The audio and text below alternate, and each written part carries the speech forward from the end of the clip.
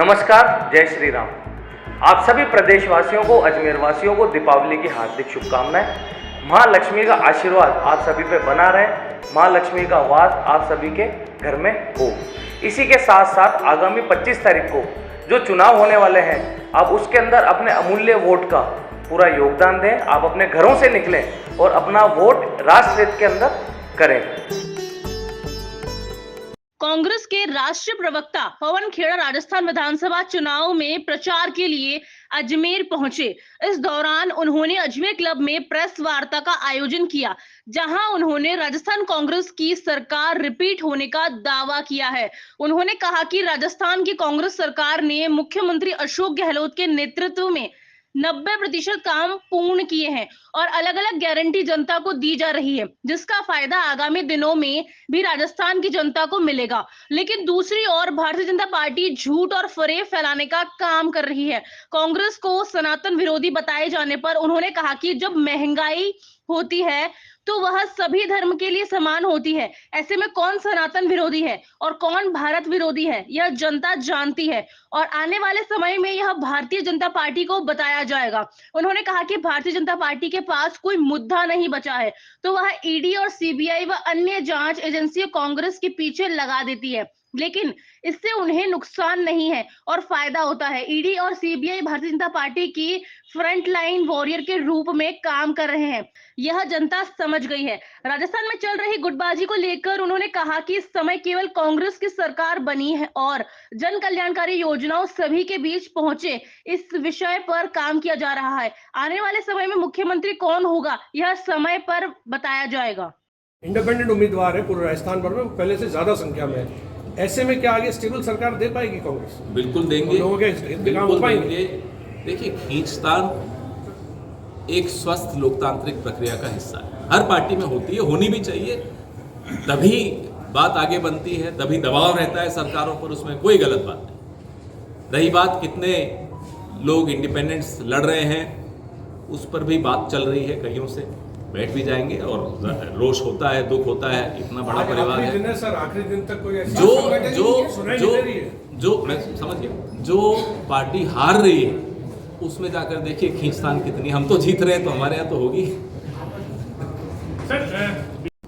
Sir पिछले चुनाव में जो डिफरेंस ऑफ जीत का जो फर्क था, कांग्रेस और बीजेपी के जो वोट्स थे 78% पड़े और जीत का जो डिफरेंस था वो मात्र 1% था, जिसमें 13 सीटें ऐसी थी जिसपे 1% का डिफरेंस था, 23 सीटें ऐसी थी जिसपे लगभग 2% का, 10-15 सीटें थी जिसपे 3% का था।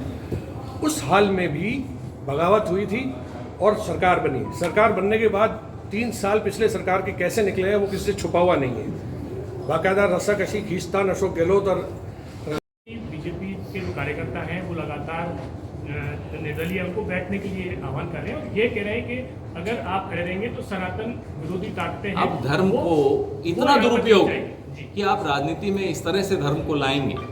कल हम देख रहे थे मोबाइल पे, आपने भी देखा होगा, आरएसएस ने किस तरह से 600 लोग भेजे। क्यों? केदारनाथ, क्योंकि राहुल गांधी का के लिए हाय हाय करनी थी। भगवान के मंदिर में कोई भक्त बनकर जा रहा हो, उसमें आप खलल डालें। यज्ञ में जो खलल डालता है उसको क्या कहा जाता है वो मैं नहीं बोलना चाहूंगा, आप खुद समझते हैं। कौन सनातन विरोधी? किसी भी धर्म का विरोध कोई क्यों कर सकता है? क्यों करेंगे? धर्म हो, मजहब हो, किसी का फेथ हो, हिंदू हो, मुस्लिम हो, सिख हो, ईसाई हो, उसमें क्या है? राजनीति उसमें कहां से आ गई? और राजनीति में इस तरह से विवाद पैदा करने की आवश्यकता क्यों पड़ती? किसको पड़ती है? उसको पड़ती है जिसके पास और कुछ बताने को नहीं है, जिसके पास इस बात का जवाब नहीं है कि पेट्रोल डीजल इतने महंगे क्यों है, जिसके पास इस बात का जवाब नहीं कि अदानी टैक्स क्यों देना पड़ रहा है, जिसके पास इस बात का जवाब नहीं है कि सिलेंडर पर 1100 रुपए क्यों देने पड़ रहे हैं। इसलिए वो धर्म के पीछे छिपता है, इसलिए वो विवाद पैदा करता है, इसलिए आपस में हमें एक दूसरे से लड़ाता है। अब प्रदेश के अंदर संगठन ही नहीं है।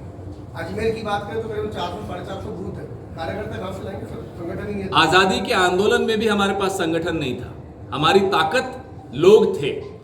और जब भी हम ऐसे मुद्दे उठाते हैं जो समाज से जुड़े हुए होते हैं, समाज खुद संगठन बन के हमारे साथ खड़ा रहता है। आज से नहीं है, पिछले 150 साल का इतिहास है हमारी पार्टी का। और जो संगठन वाली पार्टियां हैं वो 1925 से संघर्ष कर रही हैं कि कहीं किसी तरह से सत्ता मिल जाए। आजादी के आंदोलन के बाद जब आजादी मिली 1952 में पहला चुनाव हुआ, संगठन वाली पार्टियों को 2% वोट मिला और समाज को जो अपनी ताकत मानते हैं वो सत्ता में आए। केंद्रीय टैक्सेस होते हैं, एक्साइज होती है, कम करते बीजेपी। आप जीएसटी पे जो राज्य का हिस्सा है वो देने में कंजूसी करते हैं, समय बिताते हैं, देते नहीं है, वो हमारा हक है। संविधान के प्रति आप अगर थोड़े से भी आपकी निष्ठा है तो जीएसटी का जो राज्य का हिस्सा है वो आपको तुरंत देना चाहिए, क्योंकि जीएसटी एक कॉन्स्टिट्यूशनल अरेंजमेंट है, संवैधानिक व्यवस्था है। आप चाहते हैं राज्य अपना हक देते चले जाएं और आप राज्य का हक मारते चले जाएं, तो कैसे आएगी चिरंजीवी योजना, कैसे ये सारे राहत के कार्य होंगे? तो ये इसकी टोपी उसके सर वाली जो बीमारी केंद्र सरकार को हो गई, ये अच्छी बीमारी नहीं है, उससे भुगतता आम आदमी। किसी ने आपको रोका तो नहीं। आप अब तक 26 लाख करोड़ पिछले 10 साल में केंद्रीय टैक्सेस से पेट्रोल और डीजल पर कमा चुके हैं। क्यों? वो राहत आपने उपभोक्ता को क्यों नहीं दी?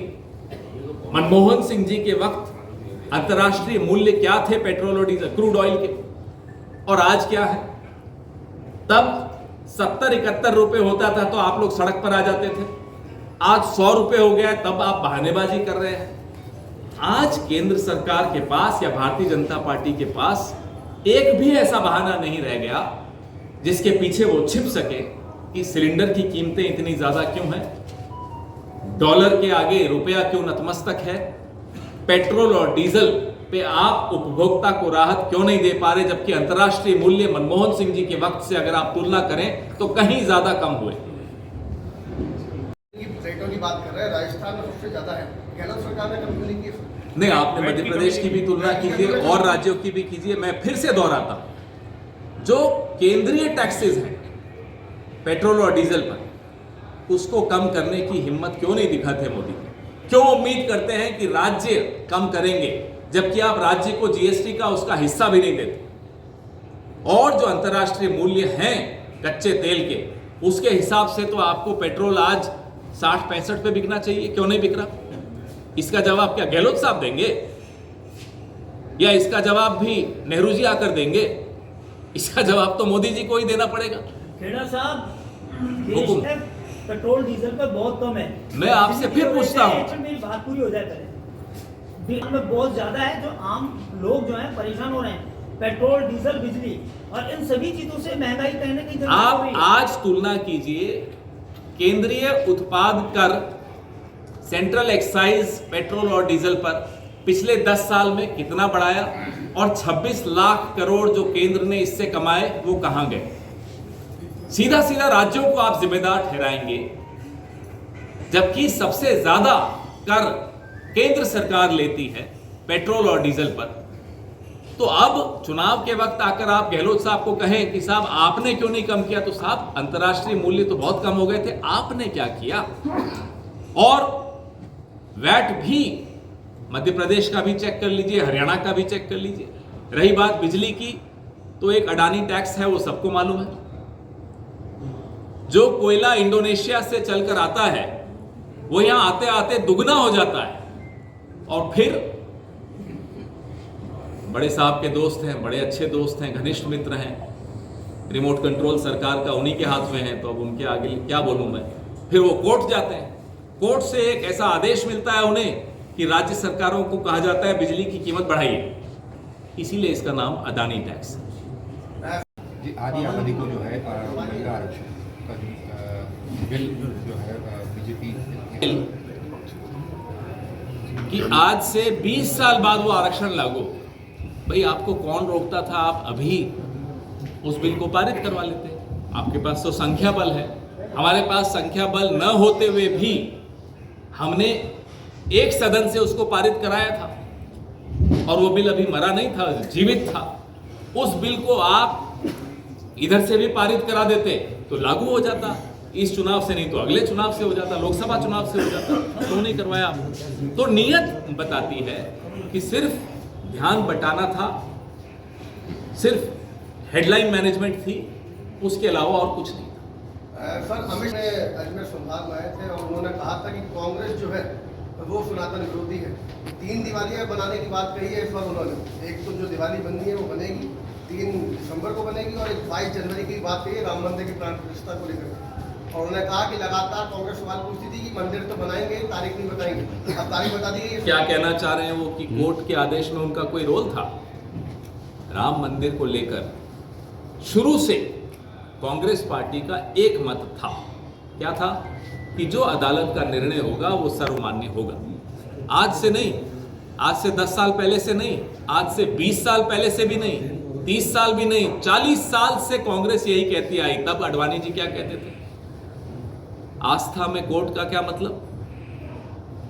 अब आज से 5 साल 10 साल जब से ये सरकार में आए तब से ये कहने लग गए कि जो कोर्ट कहेगा वो होगा।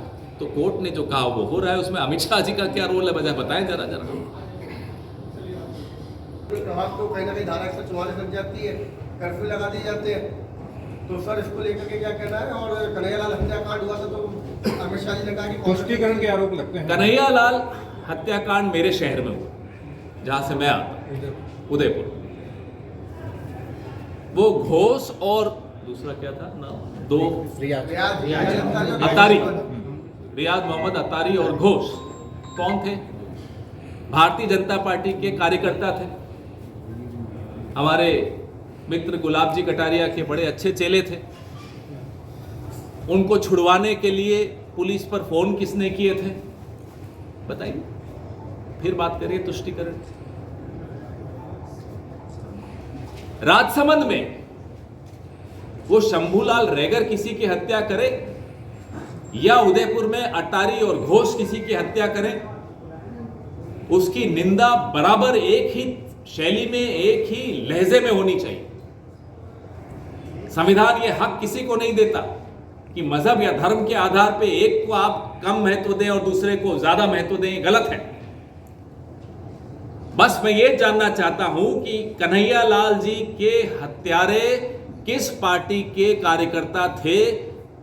पोलिंग बूथ पर बैठते थे भारतीय जनता पार्टी के एजेंट बनकर।